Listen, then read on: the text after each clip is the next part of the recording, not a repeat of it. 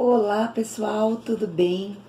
Vamos para mais uma videoaula aqui da nossa disciplina de metodologia científica. E na aula de hoje nós vamos falar sobre um tema que é bastante importante, bastante pertinente. É um tema que nós já conversamos acho que desde que vocês têm aula comigo, talvez desde do semestre passado. Eu já aponto para vocês a importância de se fazer fichamentos. Então, pessoal, essa é uma aula que não é novidade para a maioria de vocês, ela não é novidade. Eu já tenho ensinado os meus alunos a fazerem fichamento e explicado para eles a importância de se fazer o fichamento. Não só para aqueles que trabalham diretamente com pesquisa, não só para aqueles que fazem pesquisa, mas também para todo mundo que estuda, para todo estudante universitário, para todo mundo que gosta de estudar, de ler. Fazer fichamento é algo que auxilia bastante, que ajuda muito, tá? Então, é sobre isso que nós vamos falar na aula de hoje. Porém, antes da gente começar a temática da aula de hoje, eu gostaria de trazer alguns recados importantes para vocês. Como eu costumo fazer, né? Quando a gente está na sala de aula, a gente sempre começa com alguns recados, tirando algumas dúvidas das aulas que passaram.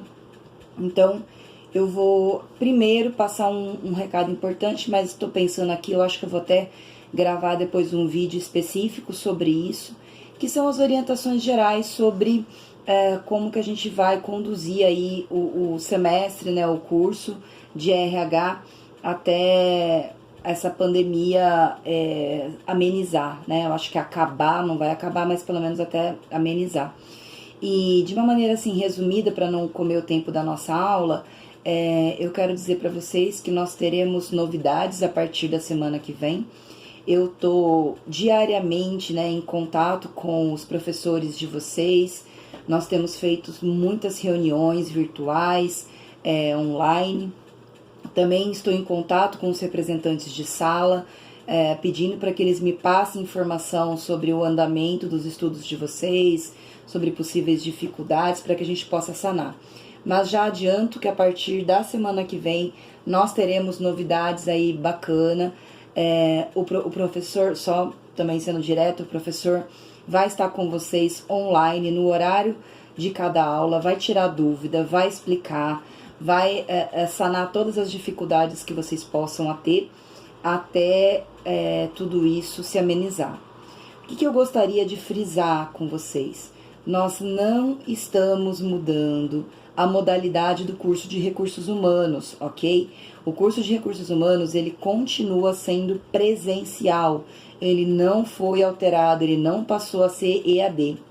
O que nós estamos fazendo é seguindo todas as recomendações do Ministério da Saúde, do MEC, que é temporariamente, né, por uma ordem que está acima de nós, acima da Faculdade ESCamp e acima de outras universidades no estado de São Paulo e acho que no mundo, né, as pessoas estão em quarentena, então nós estamos seguindo essa determinação, ok? Mas o curso de vocês não mudou a modalidade. A Faculdade ESCamp tem investido aí significativamente para que a gente possa trabalhar de uma maneira virtual e garantir a segurança de todos. Mas, como eu falei, acho que eu vou gravar um vídeo específico sobre isso, para que a gente possa comentar e tirar possíveis dúvidas de vocês, tudo bem? Vamos então, pessoal, para a aula de hoje falar sobre a importância do fichamento. Eu estava seguindo um modelo aqui, né, de ler os slides para vocês e ir comentando esses slides, mas como esse é um conteúdo mais teórico, eu acho que acaba ficando meio chato quando eu fico lendo os slides. Esse material ele já está postado para vocês lá no Moodle, é um material bem fácil, é um material que foi escrito por mim mesma, então eu procurei utilizar uma linguagem aí bem tranquila, didática, para que vocês possam ler e ter um processo de autoestudo. O que eu gostaria de discutir com vocês aqui no vídeo e depois comentar também com vocês, caso vocês tenham dificuldade, é da parte prática mesmo, né? Ou seja, como que a gente faz um fichamento. E qual é a importância dele? Para quê que a gente precisa fazer um fichamento? Então, peguem o slide de vocês, peguem o caderno de vocês e anotem algumas coisas que eu considero importantes para que vocês não se percam, ok? Então, aqui a gente fala nos primeiros slides, a gente fala um pouco sobre a importância da leitura para o pesquisador em especial, mas para os estudantes universitários de maneira geral, né? Então, a leitura, sem a gente fazer uma leitura adequada, não é possível fazer pesquisa, não é possível se formar, não é possível ingressar no mercado de trabalho. Então, ler é fundamental. Porém, a gente precisa observar que a gente, quando vai fazer pesquisa ou quando a gente vai ler um texto técnico, o que é um texto técnico? O texto técnico é aquele texto que o professor pede para você ler, é aquele artigo de pesquisa que o professor vai pedir para você ler. Eu, por exemplo, tenho esse hábito, sempre que eu vou pedir para que os meus alunos ou façam um resumo ou mesmo um fichamento, ou façam algum tipo de análise crítica, eu sempre peço para que o aluno faça de artigos científicos. Por quê? Porque essas são fontes confiáveis, né, de informação e revelam para o aluno esse espírito de pesquisador. Quando a gente trabalha com pesquisa, a gente precisa necessariamente saber o que já foi pesquisado, o que já foi estudado em relação ao nosso tema, né? Então, a gente não pode simplesmente partir do zero, a não ser que seja uma temática muito nova, que ninguém nunca tenha ouvido falar sobre aquele assunto, aí a gente acaba partindo do zero. Mas isso é uma menor parte. Tudo aquilo que a gente vai estudar ou que a gente vai pesquisar, de alguma maneira, pelo menos algumas variáveis desse estudo já foram pesquisadas por outras pessoas, e o que a gente acaba tendendo a fazer é ampliar esses estudos, ok? Então, vejam bem, para se fazer esse tipo de leitura técnica, a gente não pode fazer igual a gente faz quando lê, por exemplo, um livro de romance, ou um livro de ficção, né? Ou uma revista, tipo Revista Caras. A gente precisa fazer uma leitura que a gente fala que é uma leitura mais formal. É uma leitura que exige uma concentração maior. É uma leitura que exige que você anote, que você grife, que você pare muitas vezes e vá fazer uma reflexão. Então, é uma leitura diferenciada, ok? A leitura técnica, ela é uma leitura diferenciada. Então, a primeira coisa que eu preciso dizer para vocês para fazer uma leitura técnica, vocês precisam necessariamente estar em um lugar adequado. Então, estar preferencialmente sentado, numa cadeira confortável, numa mesa, né? Não leiam em cima da cama ou espalhado no sofá, porque provavelmente você vai ter sono ou você vai se sentir entediado de uma maneira mais rápida. E aí, quando você for ler, você já traz o seu caderno, a sua caneta grifa-texto, para que você possa ir fazendo anotações em relação ao texto que você está lendo. Tudo bem? Então, essa é uma leitura diferenciada, é uma leitura bastante importante para se fazer fichamentos. Olha só, coloquei aqui para vocês, vou até mostrar aqui qual é o slide. Deixa eu encontrar. No slide número 6, né, lá no último parágrafo, ele diz assim, vai falar sobre algumas vantagens da gente fazer leitura, e eu tenho observado que realmente os alunos que se empenham em fazer essa leitura mais adequada, eles acabam adquirindo essas qualidades que eu vou mostrar para vocês aqui. Olha só, Chaves 2012 cita algumas vantagens da leitura. Enriquece o vocabulário, clareia as ideias, amplia o conhecimento da língua, melhora a redação, fornece soluções de problemas já resolvidos por outras pessoas, desperta a inteligência, aperfeiçoa a cultura, entre outras vantagens, né? Então, vejam a importância de realmente a gente fazer uma leitura adequada. Vamos ver aqui, então, Olha só, no slide número 8, também tem um ponto que eu considero bastante importante, e ele vai dizer o seguinte: uma pergunta muito comum entre os alunos universitários é se devem ler muitos textos para ter condições de, por exemplo, elaborar uma resenha, um artigo, uma monografia.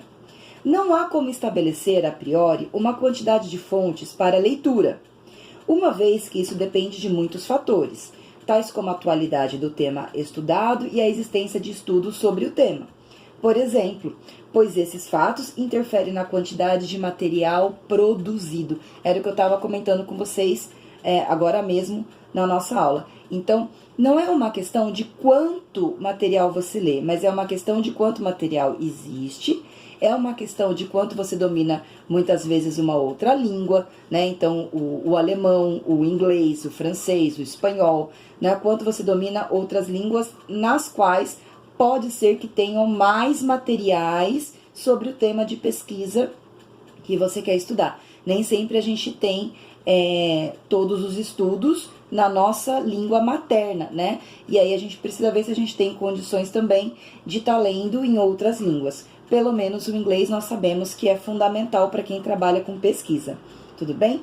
Então não se preocupem tanto com a questão da quantidade de material que vocês leem, mas da qualidade desses materiais que vocês estão pesquisando, ok?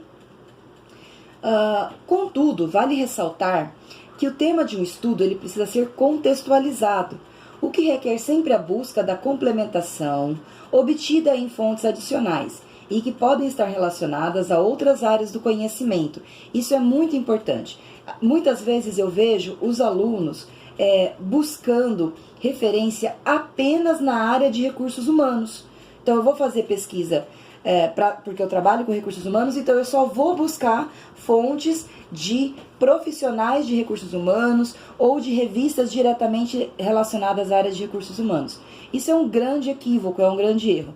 A área de recursos humanos, ela tem um viés, ela tem uma conexão com outras áreas do conhecimento, como a psicologia, por exemplo, como a administração, por exemplo, né? Então, a gente precisa entender que nós vamos precisar buscar materiais em outras áreas do conhecimento, claro que são materiais relacionados com o seu tema de pesquisa. Mas o que eu quero frisar não fiquem presos apenas a autores que estão diretamente relacionados à área de recursos humanos, mas os autores que trabalham sobre a temática. As áreas de psicologia e administração certamente são áreas que estão extremamente relacionadas com a área de recursos humanos e onde vocês vão encontrar fontes de informação bem bacanas. Então, após a definição e seleção do material bibliográfico a ser utilizado, a pergunta que segue é: como organizar essas informações? Como você aprendeu na aula passada, qualquer tipo de pesquisa requer o estudo bibliográfico. Portanto, não há como furtar da necessidade de selecionar e organizar essas informações. Uma fonte bastante comum e usual para fazer a organização e compilação de textos é por meio do fichamento. Então, vamos fazer uma pausa para reflexão aqui no slide número 9, tá? Um slide importante. Como organizar essas informações? Vocês já sabem, a gente já estudou em outras aulas, que para se fazer pesquisa, a gente necessariamente precisa ler muito. Mas é claro, pessoal, que a gente acaba lendo e acaba esquecendo, depois de algum tempo, aquelas informações específicas ou coisas detalhadas que a gente encontra em alguns artigos. Como a gente precisa estudar bastante, é importante que a gente tenha uma forma de organizar essas informações que a gente leu, para que quando a gente precise, a gente possa acessar essas informações. O fichamento é uma excelente ferramenta para que a gente possa, depois de algum tempo, voltar lá naquele artigo, ou naquele livro, ou naquele texto que você leu e resgatar as informações mais importantes para que você não precise ler de novo. Nós sabemos que toda pesquisa precisa, por exemplo, de uma fundamentação teórica, né? E nem sempre a gente começa fazendo a fundamentação teórica. A gente começa fazendo um projeto. E a gente precisa começar esse projeto já lendo alguma coisa, já tendo informações sobre as pesquisas que já foram realizadas sobre esse tema. Então, o fichamento, ele tem essa função, ele tem esse objetivo. Ele tem o objetivo de organizar as informações de leitura que já foram realizadas. Ok? Belezinha? Então, vamos aprender sobre o fichamento de material bibliográfico, em especial. Mas comecemos entendendo o que é, afinal de contas, um fichamento. Então, desculpem. Esse termo nos remete à palavra ficha, que significa cartão, em que se anotam documentos arquivados, livros catalogados de biblioteca, ou também folhas de papel ou pedaço de cartão, que se fazem apontamentos e que se destinam a uma ulterior classificação. Fazer fichamento será, portanto, o ato de organizar um conjunto de informações sobre uma determinada obra. Ele permite a ordenação do material fundamental ao desenvolvimento do trabalho e facilita a seleção constante da documentação. Orienta-se que nessas fichas estejam presentes, de forma bastante objetiva, todas as informações que normalmente se requerem em um estudo científico. O nome, como por exemplo, o nome do autor, nome da obra, a edição, local de publicação, editora e o ano de publicação. Isso daqui é o que a gente fala, né, que vocês já conhecem, que são as referências bibliográficas ou a fonte da onde você está tirando aquela informação, da onde você está lendo aquele texto. Então, todo fichamento a gente começa colocando essas informações que são informações fundamentais, né? Que é a fonte, da onde você tirou aquela informação. O que acontece? A gente sabe que a palavra fichamento, então, vem de ficha. E antigamente, pessoal, antes da gente ter aí o avanço da informática, né? As pessoas, elas faziam os fichamentos em fichas mesmo, em cartões de papel. Então, se escrevia à mão e se guardava dentro daquelas aquelas caixinhas. Sabe essas fichas pequenininhas que a gente costumava ver em médico? E aí o médico, quando você ia lá, pegava a sua ficha e lia? Pois é, era assim que era feito antigamente com a organização do material bibliográfico de leituras. Com os recursos da informática, as fichas tradicionais foram substituídas por arquivos. Arquivos que a gente faz aonde? No nosso computador.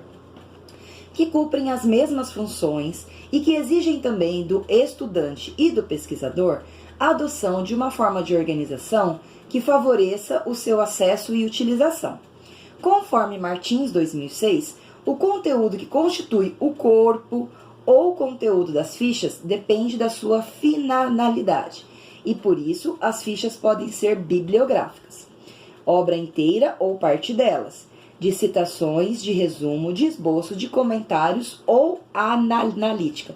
Veja que nós temos diversos tipos de fichamentos, tá? Então, para vocês já começarem a entender, a gente está falando aqui que antigamente as fichas eram feitas, então dentro daqueles arquivos manuais. Hoje nós fazemos isso de uma maneira um pouco mais moderna, né, dentro aí do contexto da informática, mas o conteúdo acaba sendo o mesmo, a maneira da gente arquivar essas informações continuam sendo as mesmas. Vejam aqui que no slide 12, ele mostra um exemplo de como a gente faz a citação da fonte, ou seja, de onde nós tiramos essas informações do texto que nós estamos lendo. Veja então que ele segue as normas da ABNT, nós já falamos exaustivamente sobre normas da ABNT. Como eu disse para vocês, tem o manual do aluno lá no site da Faculdade ESCamp. É só entrar no site e baixar manual da biblioteca. E lá vocês vão encontrar detalhadamente como se faz a citação de fontes ou as referências bibliográficas de acordo com essas normas. Então vejam que ele coloca as informações sobre a fonte do texto que ele está lendo. Marchione, Maria de Andrade, ponto e vírgula, Lacatus, vírgula, Eva Maria, Técnicas de Pesquisa, 4ª edição, São Paulo, editora Atlas, 1999. Então, aqui mostrando para vocês, né, exemplificando como que a gente faz essa citação, ok? Observe que a ficha contém, no canto superior esquerdo, a indicação de uma letra. Essa ficha pode concentrar os autores cujos sobrenomes têm a mesma letra inicial para facilitar a organização por ordem alfabética. Por se tratar de ficha bibliográfica, haverá indicação da fonte conforme norma específica da ABNT. A ABNT é o Foro Nacional de Normalização desde sua fundação em 1940 pelo governo federal e por meio de diversos instrumentos legais. Tudo bem? Então, só relembrando aqui um pouquinho sobre a ABNT para vocês. Aqui também no slide 14 a gente fala um pouquinho sobre a ABNT, mas como não é o tema da aula de hoje exatamente falar sobre a ABNT, apenas dizer que nós seguimos essas normas, eu não vou entrar mais profundamente nisso. Aí, pessoal, aqui no slide número 15, talvez seja um dos slides mais importantes, porque é quando eu mostro para vocês um exemplo de ficha, de resumo, tá? Então, como que vocês vão elaborar, então, esse resumo? Primeira coisa, vejam que já logo no começo nós colocamos a fonte da onde foi tirada aquelas informações. Nós colocamos essas informações de acordo com a ABNT e vocês podem ainda organizar, por exemplo, colocando a letra B, né? Então é bueno. Então a gente pode organizar a nossa organização de fichamento pelas letras. Então, sempre que nós tivermos autores com a letra B, vocês vão colocar junto dentro daquela mesma pastinha, ok? E aí ele coloca um resumo bem simplificado sobre o texto que ele leu, ok? Então ele vai dizer: o estudo da identidade nacional está profundamente ligado à reinterpretação da cultura popular brasileira. Por sua vez, está relacionado a grupos sociais e à própria construção do Estado brasileiro. Baseia-se no fato da ausência de uma identidade. Veja que ele está colocando aqui informações que são fundamentais que ele encontrou no texto, ok? Baseia-se no fato da ausência de uma identidade autêntica e na existência de uma pluralidade e identidade culturais construídas por diferentes grupos sociais em diferentes momentos históricos. Olha, os autores abordam a cultura brasileira da identidade nacional que, segundo eles, tem sua origem no Brasil antigo e blá blá blá blá. Vejam que aqui a gente colocou qual é a visão dos autores e qual é o tema que trata esse artigo, tá? Então, isso é muito importante que conste no fichamento. Qual a visão dos autores? Qual é o assunto principal, né? De que maneira os autores defendem o ponto de vista deles? Só, vejam que aqui nós estamos falando, pessoal, de um fichamento que tem praticamente 2 parágrafos. Porque é essa mesma ideia. O fichamento ele precisa ser algo enxuto, ele precisa ser algo bastante resumido. Fichamento é para você dar uma lida rápida quando você precisar e depois conseguir, se for o caso, se você precisar, conseguir voltar no artigo original e aí, se for o caso, reler esse artigo para que você possa se aprofundar novamente nesse tema. Olha só, então no slide 16 ele vai dizer: observe a forma de organização dessa ficha. Ela contém as informações sobre o autor e, na sequência, o resumo da obra. Você poderá criar outros modelos de ficha que melhor atendam às suas necessidades, mas não deixe de seguir as orientações em relação à forma de disposição das informações, uma vez que, em se tratando de trabalhos acadêmicos, seguir a normalização é condição para ter o trabalho aceito. Agora, sugerimos que você acompanhe o mapa vocabulário a seguir para ter uma visão sintética dos conteúdos desenvolvidos na nossa aula de hoje. Vocês vão ver, pessoal, depois, quando vocês forem ler os slides, tem algumas palavras que pode ser que alguns de vocês não conheçam, tá? Então, eu só coloquei aqui vocabulário, né? Para que vocês entendam qual é o sentido das palavras que eu utilizei. Também não preciso ler, isso daqui vocês podem ler e compreender. Se tiver dúvidas, falarem comigo.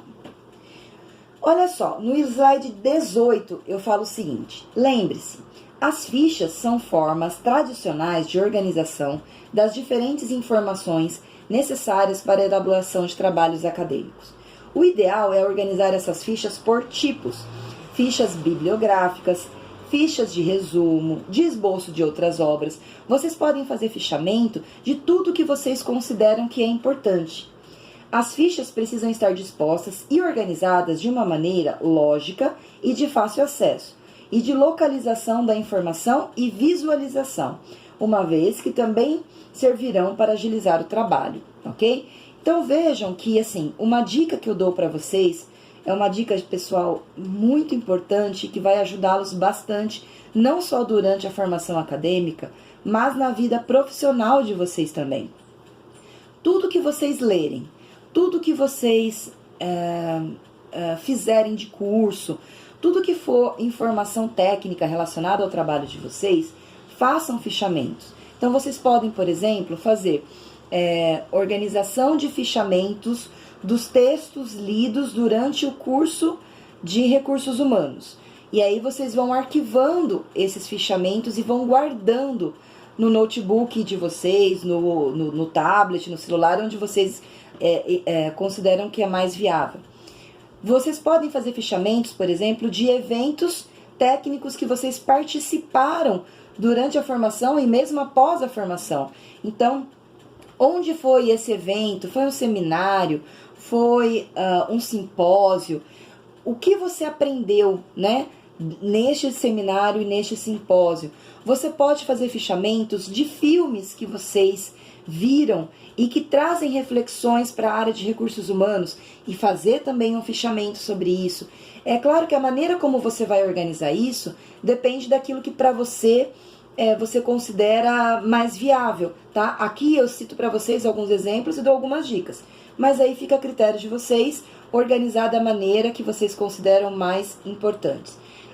O que eu quero frisar para vocês é os artigos, a leitura e os fichamentos dos artigos já citem a fonte de acordo com as normas da ABNT. Isso vai facilitar muito a vida de vocês quando vocês precisarem rever esse artigo de volta.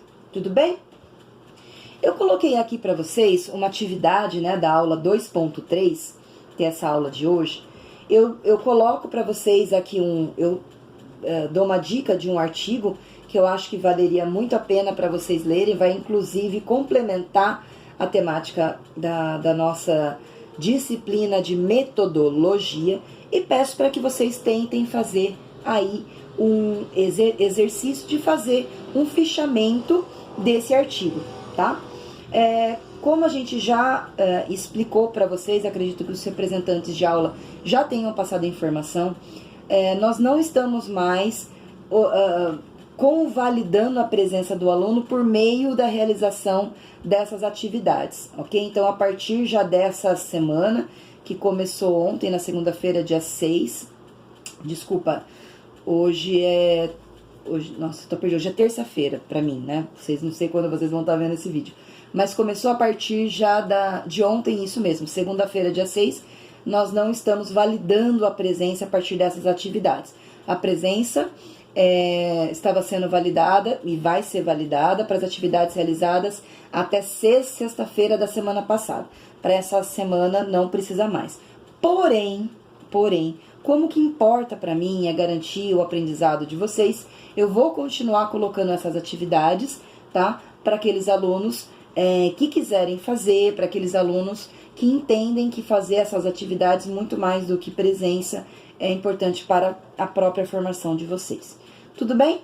Pessoal, é isso que eu tinha para falar para vocês. Se vocês tiverem dúvidas, por favor, me mandem no e-mail ou escrevam aqui no canal para que eu possa auxiliá-los a tirar possíveis dúvidas.